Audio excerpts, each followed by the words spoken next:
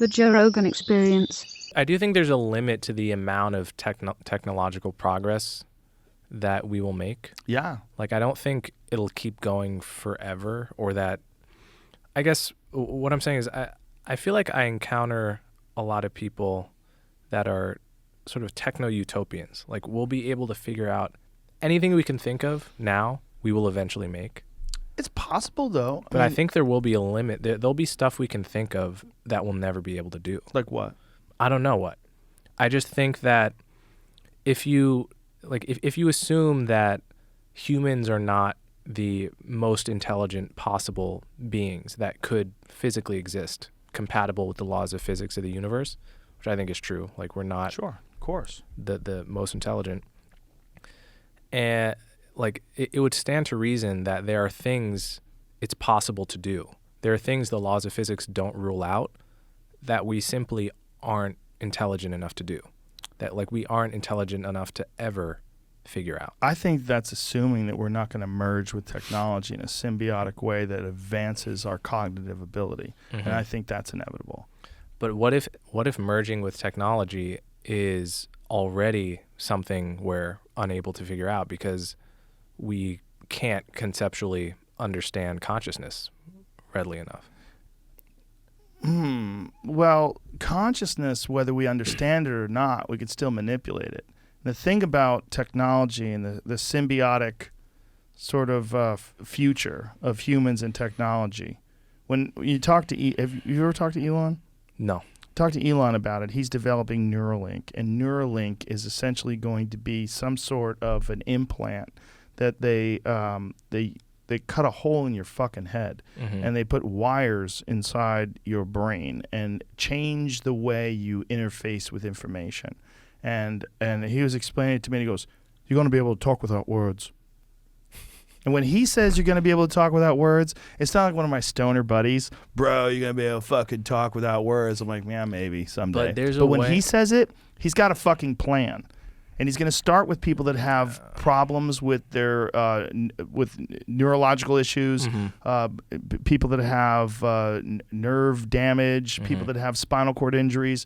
They're going to replace the ability to move and use some sort of computer-controlled technology that replaces what the function of the spinal column. Then from there, they're going to move to human beings advancing their cognitive function. They're going to move to changing the way they interface with I'm skeptical data. They'll get there. Why? So last year, I got a cough. It wasn't COVID. And Were you sad? was I sad that it wasn't COVID? Yeah. A little bit, yeah. It's like, damn. Everybody is. Everybody hopes it's I just COVID. have a fucking cough. Yeah. And I went to the doctor. It just wasn't going away, you know. And I'm a podcaster. I'm a rapper. I'm a musician. I need my voice. It wasn't going away. You still have a little cough now. I do a little bit. Is that the same cough? No, it's not the same cough. Okay. This cough is from Omicron, which I had like 6 weeks ago.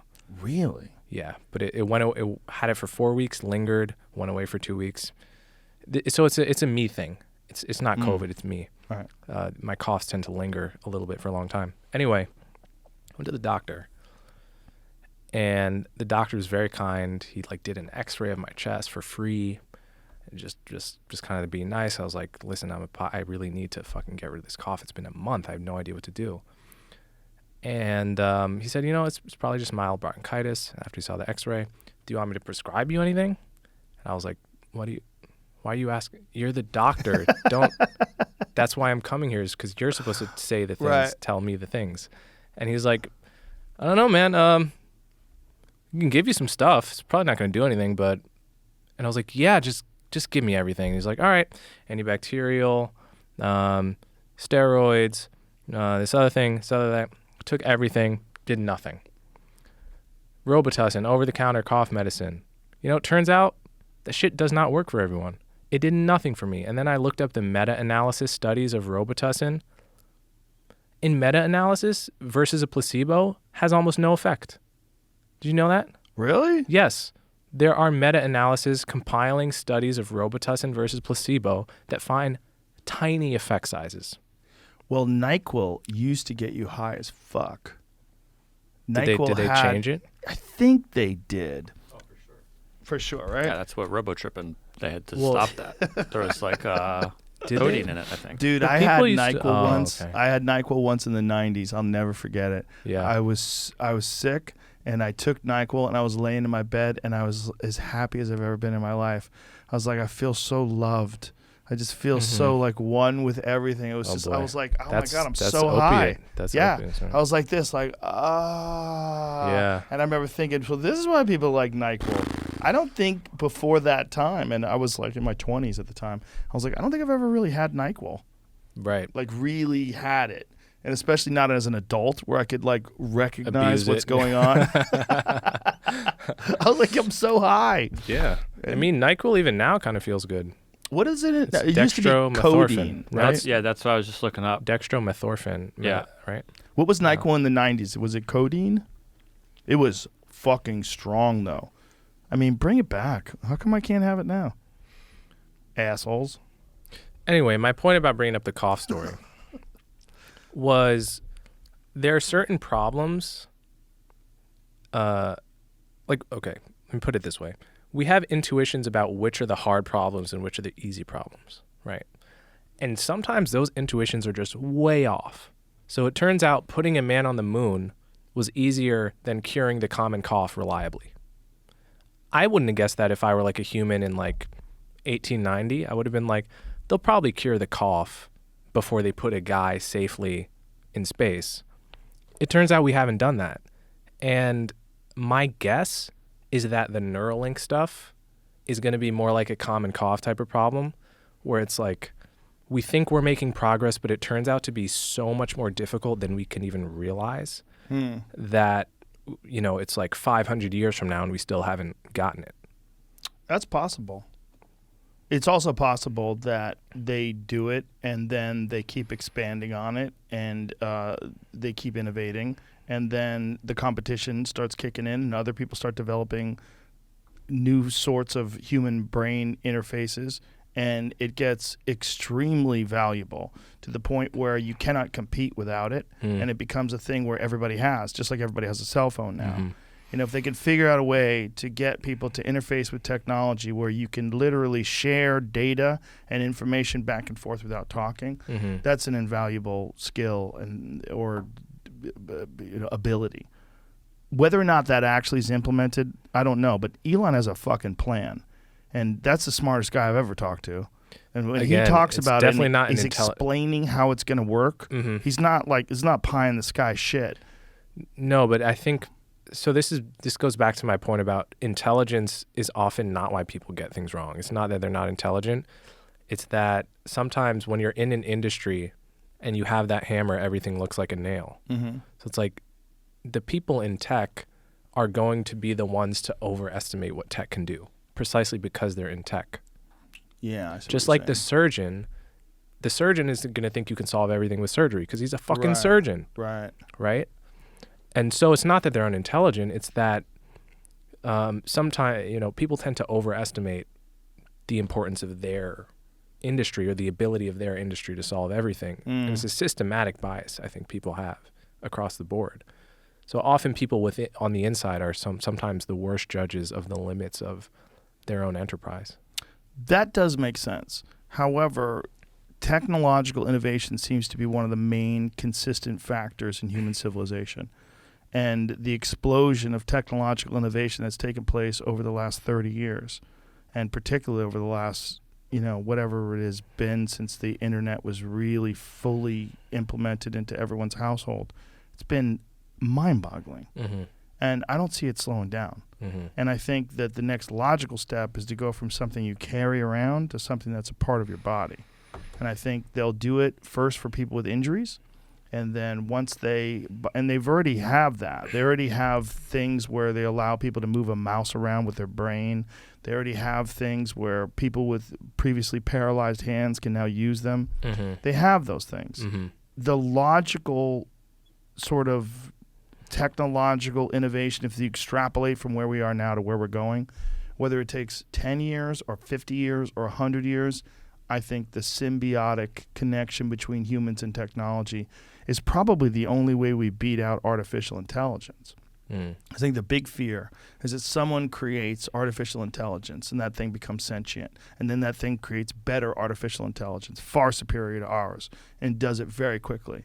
They find all the flaws that we have, and they come up with a new version of us, and that we're not going to be able to compete, and that this sort of silicon-based life form will be far more advanced than us, but without emotions, without all the biological problems that we have, without the desire for greed and ego and all. It won't be programmed with any of those problems. So we'll just seek advancement and technological innovation for whatever fucking reason. I don't know why. I mean, maybe it would have no motivation to do anything. It would just stop dead in its tracks because it would realize that the existence is futile. But I think the way to stop that is we become symbiotic. And we integrate with technology, and that technology advances our capability. And as Elon says, it advances our bandwidth for accessing information.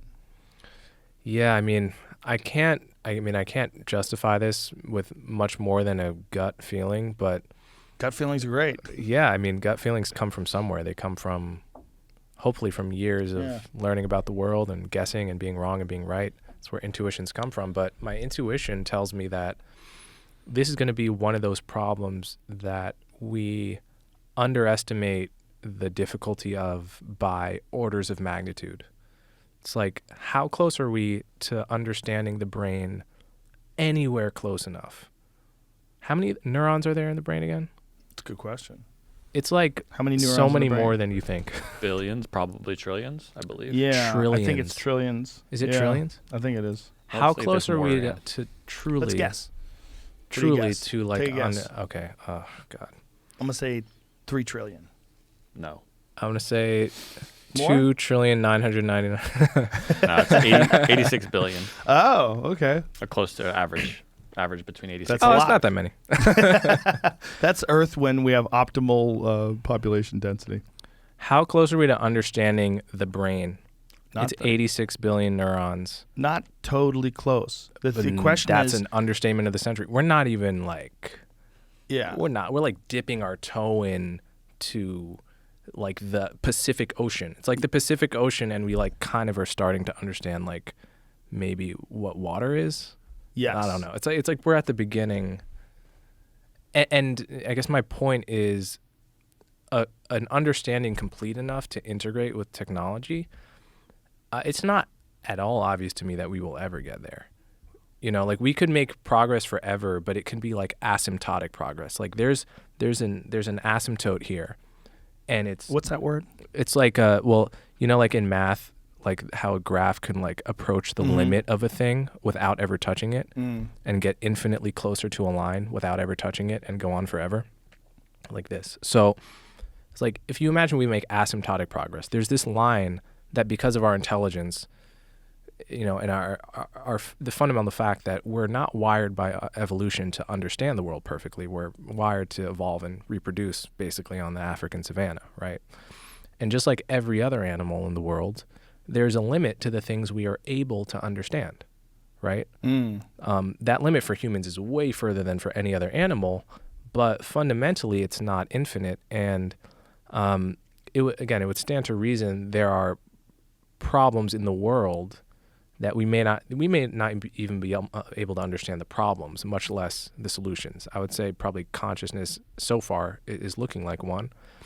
But the point is, it's possible we could keep making progress technologically forever, but it's asymptotic progress in the sense that there's a line here that we keep approaching, and it keeps looking like we're making progress because we are, but there's a line we're never going to hit.